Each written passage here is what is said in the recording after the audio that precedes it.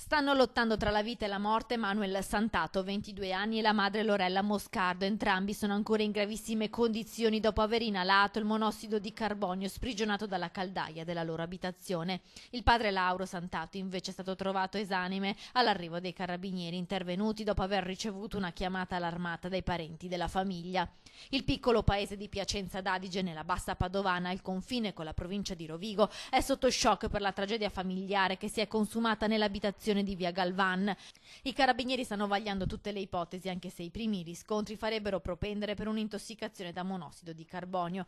La perdita sarebbe stata causata da un malfunzionamento della caldaia a cielo aperto. Pare che un nido avesse ostruito la canna fumaria. L'aria si è così saturata, portando prima allo stordimento dei 3 familiari e poi al decesso dell'uomo. I soccorsi sono scattati all'ora di pranzo di giovedì 14 marzo. All'arrivo dei carabinieri è stata aperta la porta, scoprendo per primo il corpo della donna riversa sul pavimento della cucina. Era in condizioni disperate, respirava a fatica. In camera da letto invece giaceva il figlio 22enne, anch'egli fortemente sofferente e svenuto, mentre nella camera matrimoniale si trovava Lauro Santato, 55 anni, già privo di vita.